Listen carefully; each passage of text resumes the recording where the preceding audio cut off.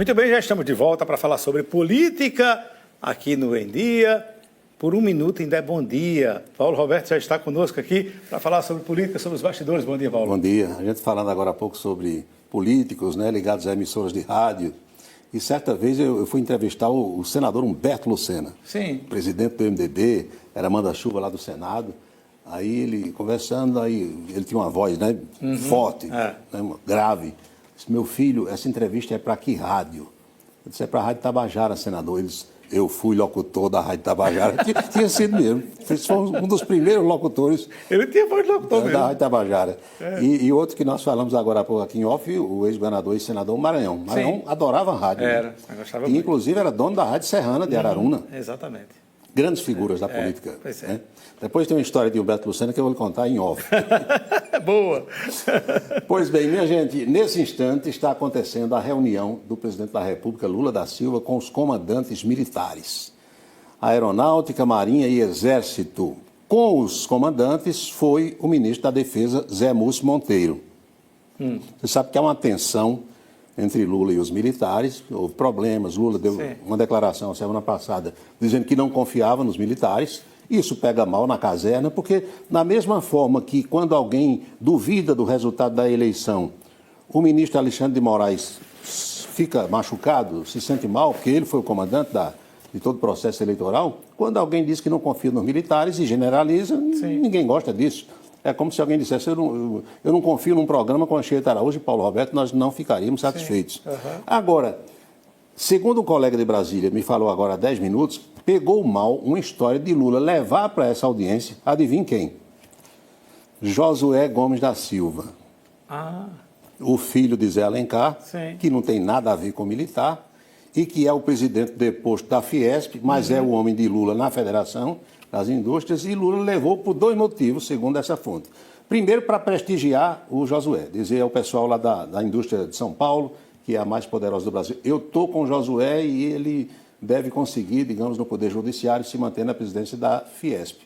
Mas o argumento oficial foi que Josué deve fazer uma palestra para os 3 comandantes militares sobre a indústria da defesa nacional. Eita! Ele entende de tecelagem, né, de fabricar tecido, Embratex, não é assim? Exatamente. Agora de tanque de guerra, de canhão, de bazuca, de fuzil. Será que ele não já está indo para o lugar do ministro?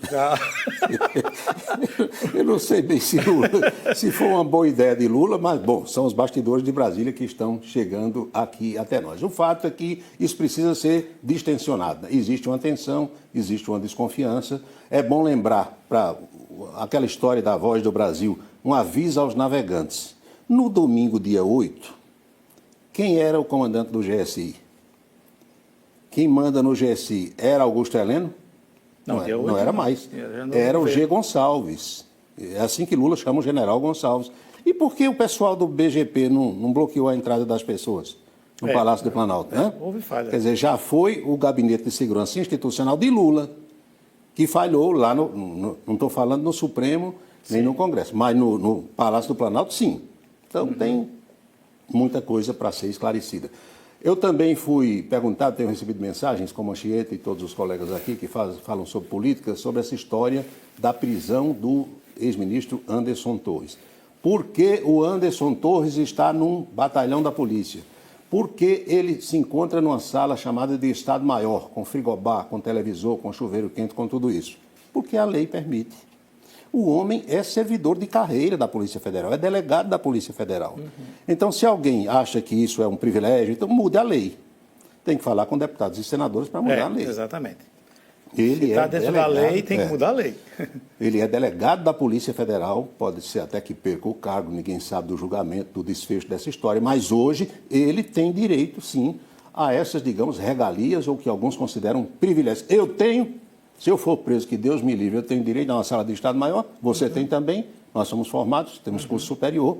Se formos réus primários, temos direito, sim. Você não fica misturado. Ainda mais um delegado que prendeu um monte de gente durante toda a sua carreira, não pode ser misturado a presos comuns. Não é? Está errado, tá? Vamos mudar a lei.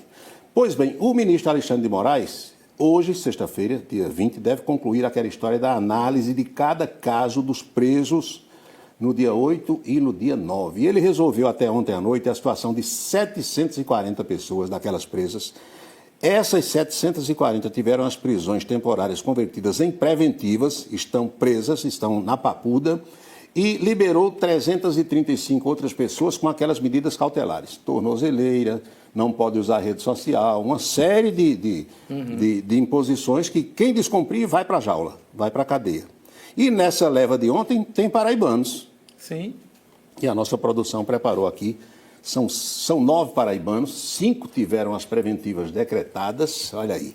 Preventivas decretadas, Lucimar Franklin, Josenilton Alves Lima, Onilda Patrícia, salvo engano, esse aqui é uma militar da reserva da Polícia Militar, Marinaldo Adriano Lima e Mércia Cruz de Mesquita. Esses aqui ficam na prisão. Sim. Prisão preventiva. Agora vamos aos 4 que foram liberados com essas medidas cautelares. Tá aí.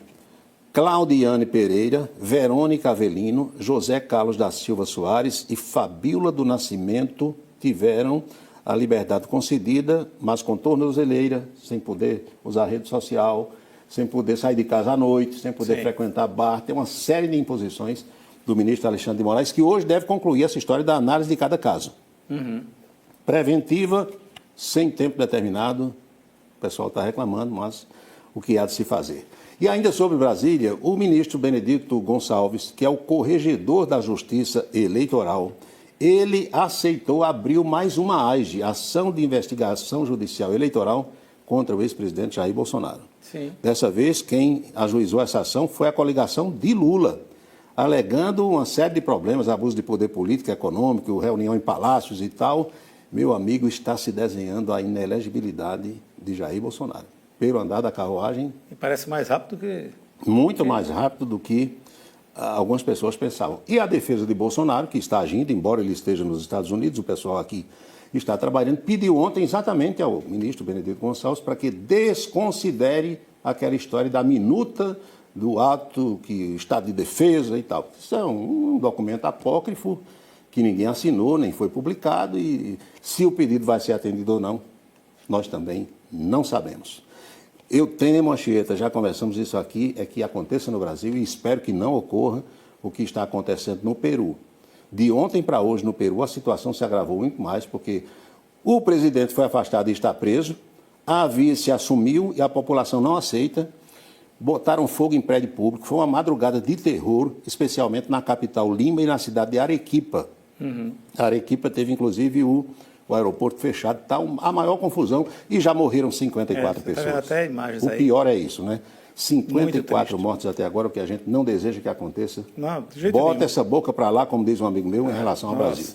Meu Deus nos livre disso. João Azevedo está reunido agora, o governador paraibano, com seus pares do Nordeste, na reunião do consórcio nordestino. As discussões são importantes, muita coisa sendo tratada e é uma reunião preparatória para que vai acontecer de hoje a uma semana, exatamente na próxima sexta, dia 27, do presidente Lula com todos os 27 governadores lá no Distrito Federal. Sim. Então, tem governador que está vindo pela primeira vez, né, porque assumiu agora há pouco, no comecinho do mês, são alguns novatos, outros já experientes e tal, mas João Azevedo muito prestigiado e sendo elogiado por todos os governadores que estão agora na capital paraibana. A escolha dele para ser para dirigir esse consórcio já foi... Deu uma visibilidade, né, incrível. Pois é. E não Sempre temos... procurado pela imprensa nacional o tempo todo Sempre, agora, né? E eu não tenho dúvida de que ele vai conseguir boas coisas aqui para o estado da Paraíba. Né? Tomara, né? Interlocução com É o Lula, que a gente com espera. ministros que foram governadores, como Rui Costa, né? e outros que estão lá. Então, isso vai facilitar muito.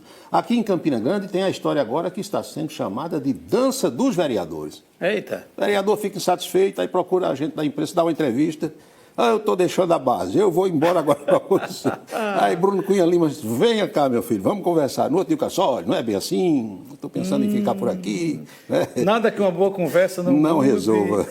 Não resolva. Do dia para a noite. Cochichozinho de pé de orelha, né? Teve o caso aí do... O que está faltando, do amigo? Rostam Paraíba, né? Rostam ontem disse, ele vai calçar, e disse lá o nome de uma rua que é calçada faz 30 anos. Ele trocou o nome da rua, confundiu tudo. Eu estou batalhando pela minha Zona Leste e tal. Tudo a gente não deixa. É aquela isso. tapinha, não. O que é que está faltando, amigo? É verdade, amigo velho, não é para lembrar de Evaldo Gonçalves, amigo velho, o que é que está faltando? Aí conversa para lá, conversa para cá. A gente registra, porque Determinadas posições chegam até a ser hilárias e nos fazem rir, mas isso faz parte do cenário da política. É assim aqui, em qualquer lugar do mundo, que essas coisas acontecem, né? A verdade é essa. Boca Maldita, calçadão da Cardoso Vieira de hoje. As discussões ali naqueles... Né? O pessoal fica engraxando o sapato, tomando cafezinho. E na sexta que é agitado, né? Aí é que agita, porque você pensa que os coroas também não falam o tal do sextou, não? Mas que é isso? Sextou, onde vamos hoje e tal. Por que não? Aí eles perguntam a Anchieta Araújo porque é que a moda do celular está mudando. Aí eu perguntei, em que sentido? Não, o normal é o brasileiro sair para a Europa ou para os Estados Unidos com um celular, normalmente usado, né? E volta com 2, 3. Ele compra porque o preço é conveniente e tal. Anderson Torres saiu com um e voltou sem nenhum. Não comprou nada. É a nova onda. Perdeu até o que levou. Pois é. Como é que se explica será? isso? Hein? Pois é. Será que mudou essa realidade econômica? É a nova moda. Agora a gente sai com o celular e volta sem nenhum. Meu amigo, o povo não pede. Pede um, né? Não pede a piada, não, de jeito nenhum. É isso, Anchieta. Tá bom, Paulo. Bom fim de semana, né? Para nós. Segunda-feira já estaremos aqui, com a graça de Deus. Até lá, Paulo. Tchau. Bom fim de semana. Bem, o vice-governador da Paraíba, Lucas Ribeiro, falou das prioridades para a gestão. Entre